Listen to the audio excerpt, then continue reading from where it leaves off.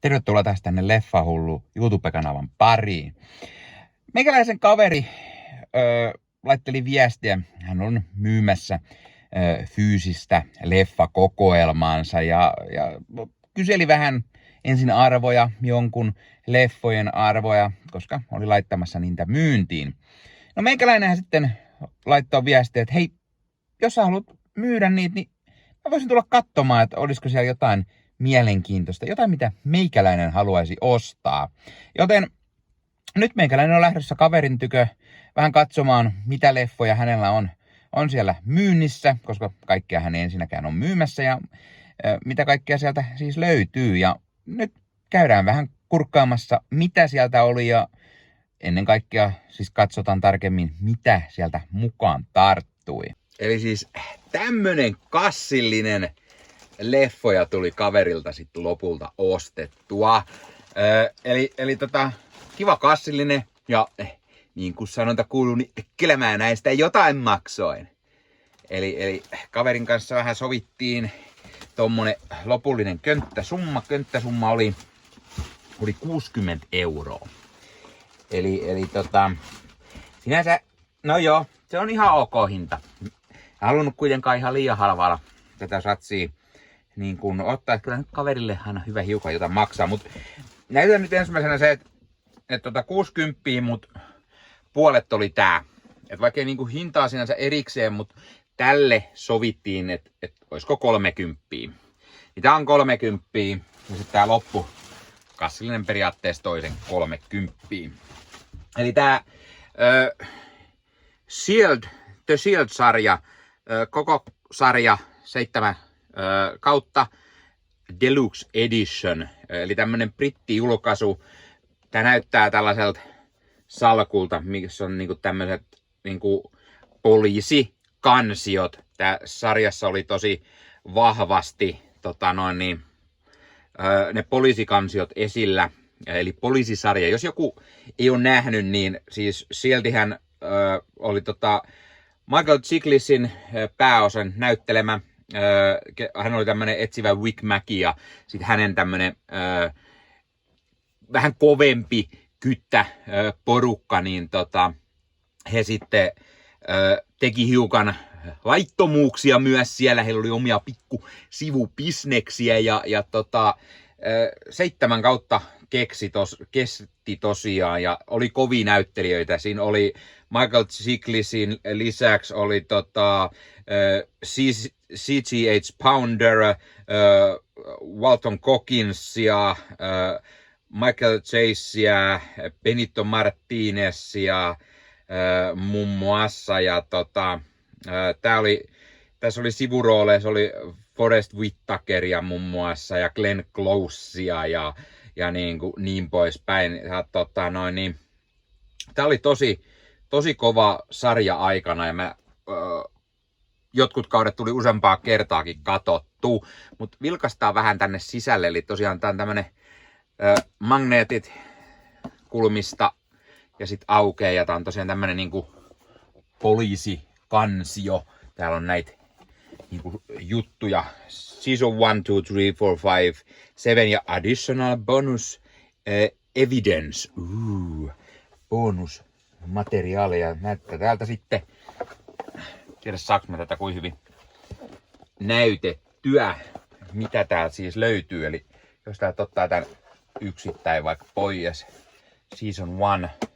Eli tää on tämmönen niinku poliisikansio. Tässä lukee aina levy 1, 2, 3, 4 ja sitten mitä jaksot, kirjoittaja, ohjaaja ja pikkuset selostukset, mitä jaksoissa tapahtuu. Ja sitten on special featuresit. Tää on siis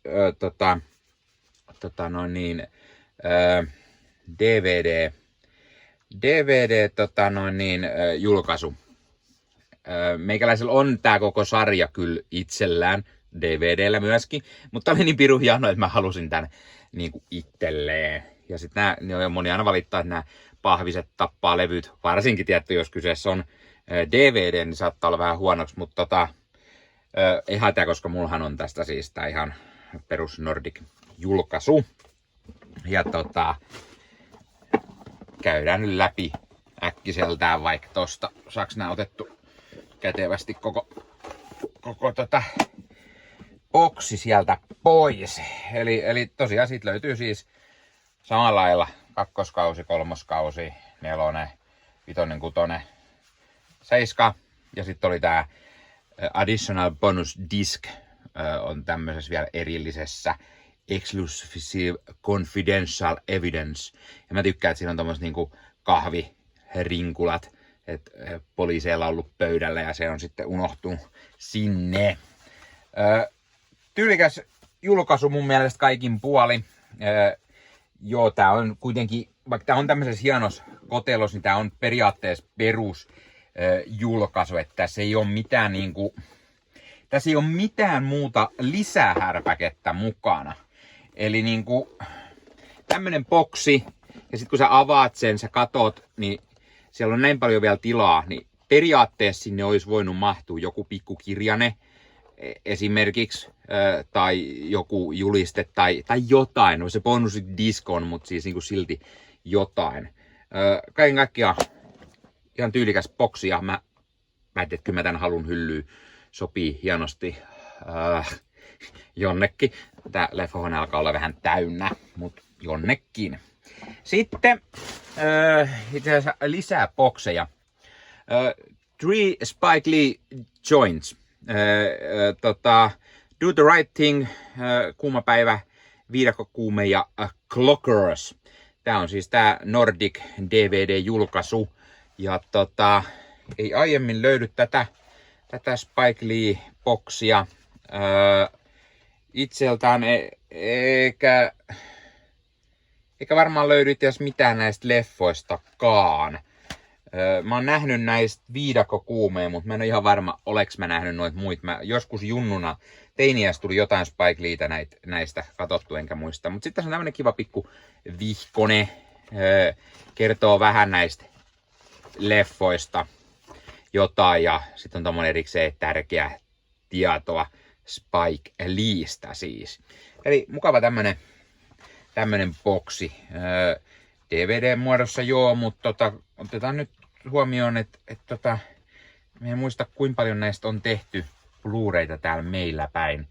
Ja koska nämä nyt oli aika halpa, kun könttähintana ostin, niin ajattelin, että ei haittaa, otetaan tää näin. Sitten koko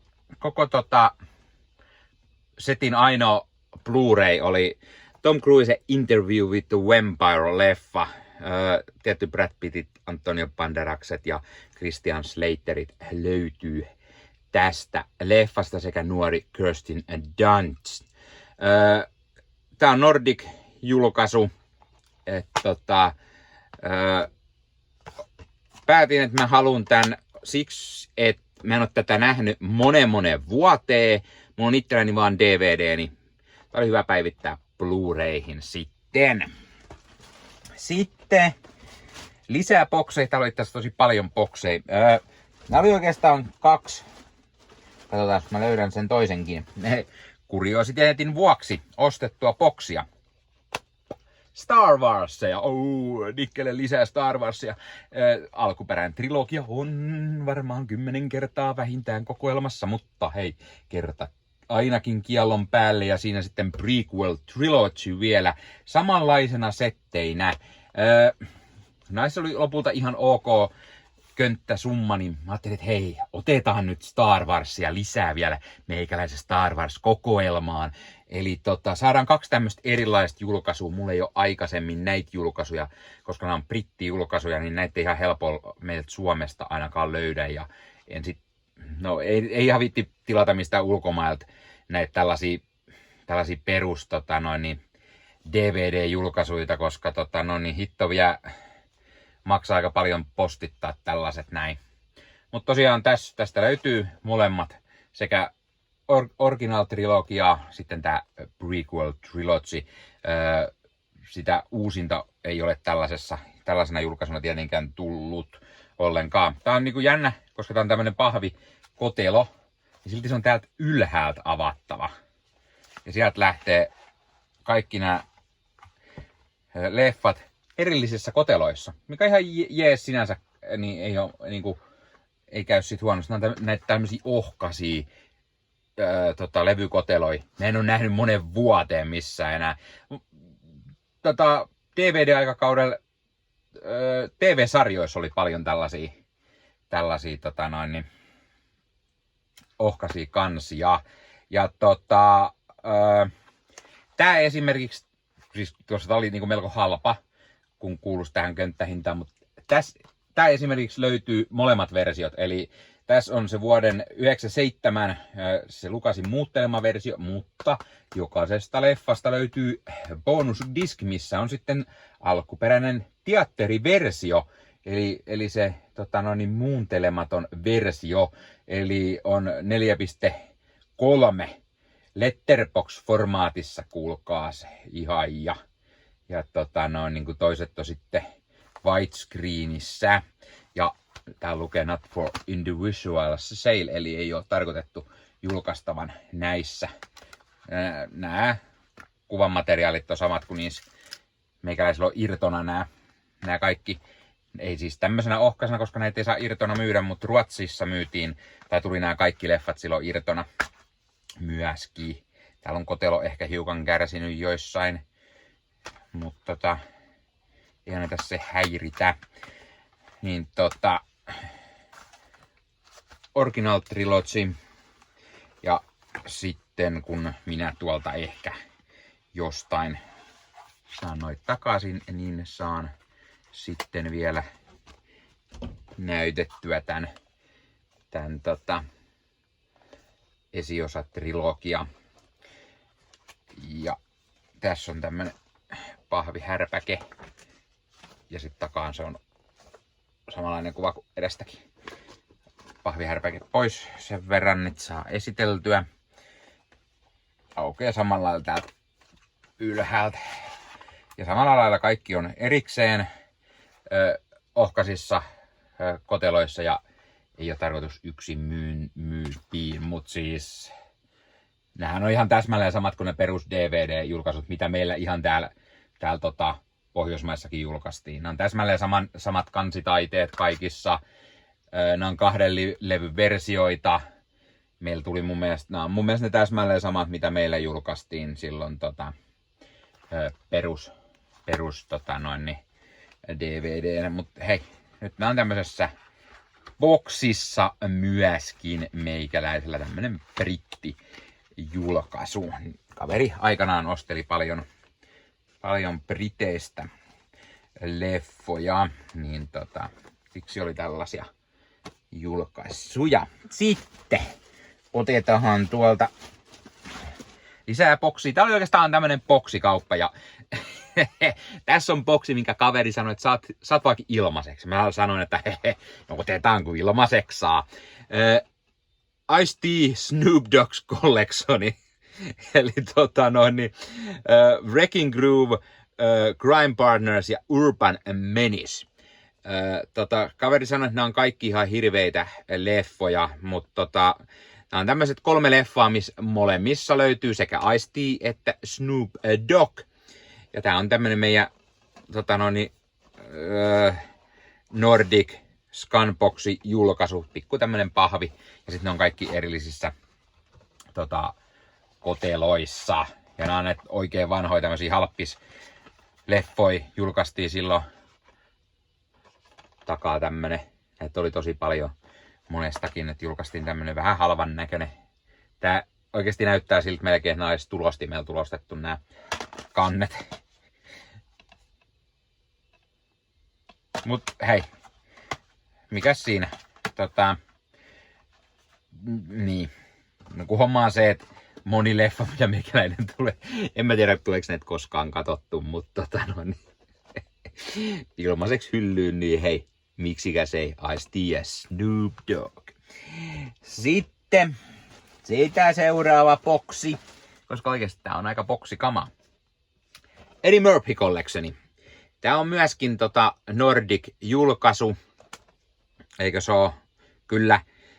Ja tästä löytyy Trading Place, Coming to America ja The Golden Child.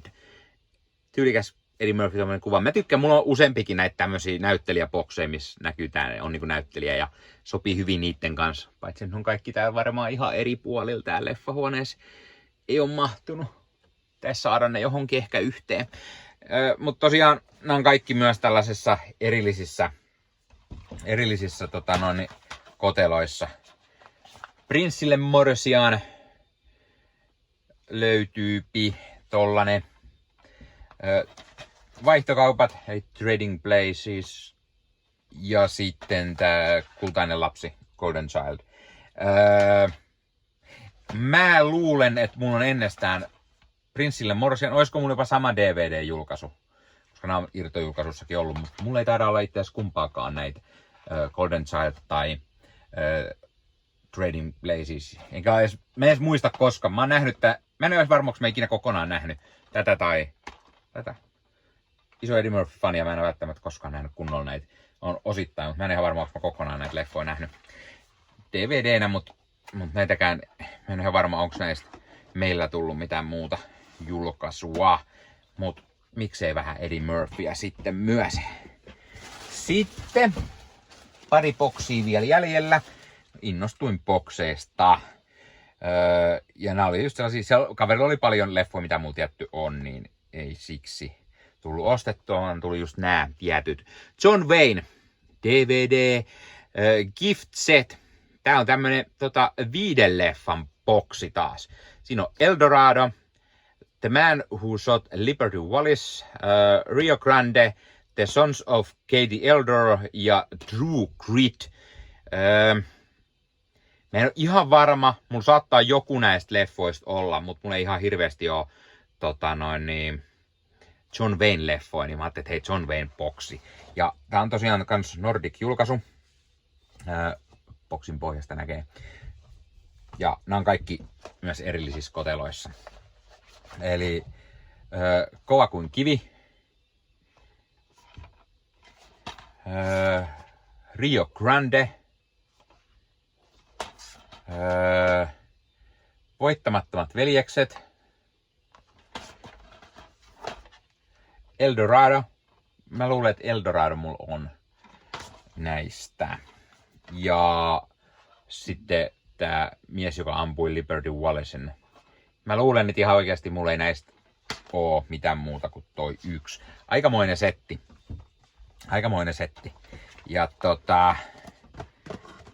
DVDnä tosiaan myös sekin, mutta kaikki muut, kuten paitsi se Interview with the Vampire, verenvangit oli DVD. Ja sitten viimeisenä Uno on numero 1. Tän. Eli Uno täydellinen kokoelma. Kaikki 20 Uno elokuvaa. Uno on numero 10 DVDtä. Eli pari per levy. Tää on tää boksi tosiaan.